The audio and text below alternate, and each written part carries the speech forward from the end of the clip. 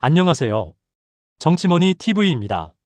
2026년 이재명 대통령의 신년사는 인사말이 아닙니다.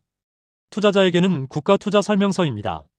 앞으로 몇 년 정부 예산과 정책이 어디로 흐를지를 알려주는 지도입니다. 이번 신년사는 분명합니다. 지금까지의 성장 공식은 끝났습니다. 수도권 중심, 대기업 중심, 제조 수출 중심의 압축 성장. 이 공식이 이제는 성장의 발목을 잡고 있습니다. 정부는 선언합니다. 성장의 방향을 바꾸겠다고. 압축 성장에서 분산 성장으로, 소수의 성장에서 모두의 성장으로, 위험한 성장에서 안전한 성장으로, 제조 중심에서 문화와 AI 중심으로, 전쟁 리스크에서 평화 프리미엄으로. 첫 번째 변화는 지역입니다. 수도권 1극 체제는 끝내겠다는 말. 5극 3특 체제는 균형이 아니라 돈의 이동입니다. 공공기관, 산업정책, 국가 예산이 움직입니다. 수도권에서 멀수록 더 두텁게 지원하겠다. 이 말은 강력합니다. 지방산업단지, 교통인프라, 에너지와 AI 거점. 이제 성장은 서울 밖에서 만들어집니다. 두 번째 변화는 기업 구조입니다. 대기업만 크는 경제는 끝내겠다는 선언. 관세 협상, 방산과 원전 수출. 성과는 컸지만 혜택은 한쪽으로 쏠렸습니다. 이 구조를 바꾸겠다는 것이 이번 신년사의 핵심입니다. 그래서 등장한 키워드, 국민성장펀드, 국가성장에 국민이 함께 투자하고 성과를 함께 나누는 구조. 이제 기회는 중소기업과 벤처로 내려옵니다. AI, 에너지 전환, 첨단 산업, 질서가 바뀌는 지금이 가장 큰 기회입니다. 세 번째 변화는 안전입니다. 산재 사망률 OECD 1위. 대통령이 직접 언급했습니다. 이 말은 경고입니다. 강한 규제가 온다는 뜻입니다. 안전을 비용으로만 보는 기업은 버티기 어렵습니다. 안전을 기술로 해결하는 기업은 기회를 얻습니다.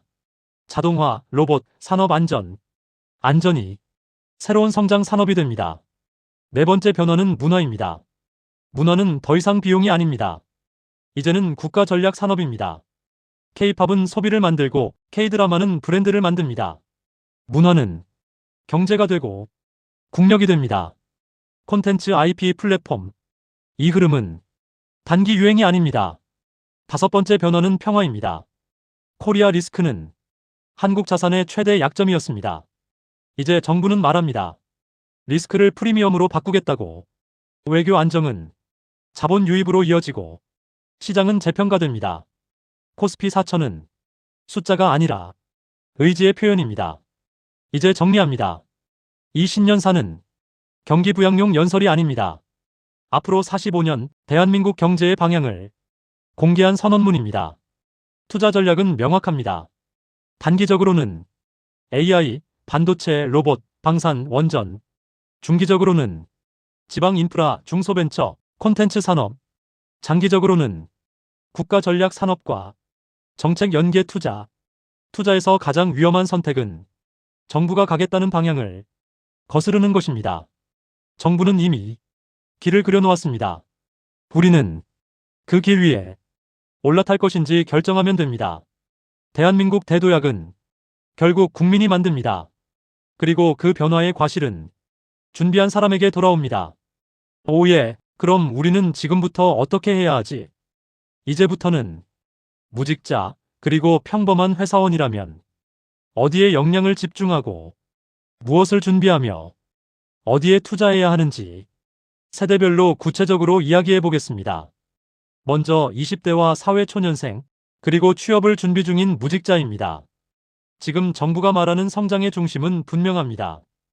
AI, 에너지 전환, 콘텐츠, 안전, 그리고 지역 기반 산업입니다. 이 말의 진짜 의미는 이겁니다. 학벌보다 기술, 직장보다 역량, 직무보다 문제 해결 능력이 중요해진다. 20대에게 가장 중요한 준비는 직장이 아니라 시장성 있는 능력입니다. 대기업 정규직 하나에 인생을 거는 전략은 점점 위험해지고 있습니다. 반대로 특정 기술 하나라도 시장과 연결되면 기회는 계속 생깁니다. 이 세대가 집중해야 할 역량은 4가지입니다. 첫째, AI 활용 능력입니다. 개발자가 아니어도 괜찮습니다. AI를 쓰는 사람이 되는 것이 핵심입니다. 문서 작성, 영상 편집, 디자인, 데이터 정리, 자동화, AI를 도구처럼 쓰는 사람은 모든 직무에서 경쟁력이 됩니다. 둘째, 콘텐츠 제작 능력입니다.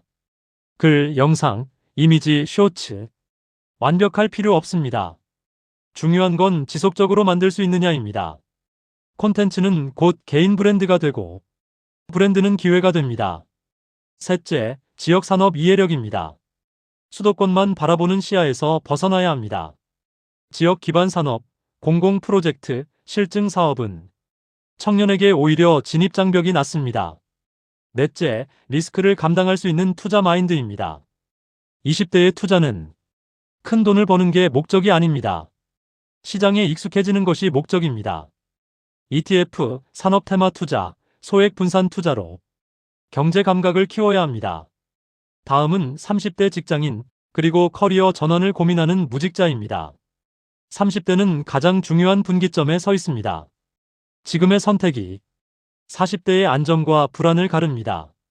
이 세대에게 가장 위험한 상태는 회사에만 의존하는 구조입니다. 정부는 분명히 말하고 있습니다. 고용 중심 사회에서 창업과 프로젝트 중심 사회로 이동하겠다고. 이 말은 평생 직장은 사라지고 평생 쓸 수 있는 역량이 중요해진다는 뜻입니다. 30대가 집중해야 할 전략은 세 가지입니다.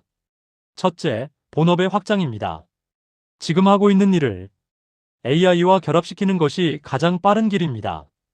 회계 AI, 마케팅 데이터, 영업 콘텐츠, 기존 경력을 버릴 필요는 없습니다. 확장하면 됩니다.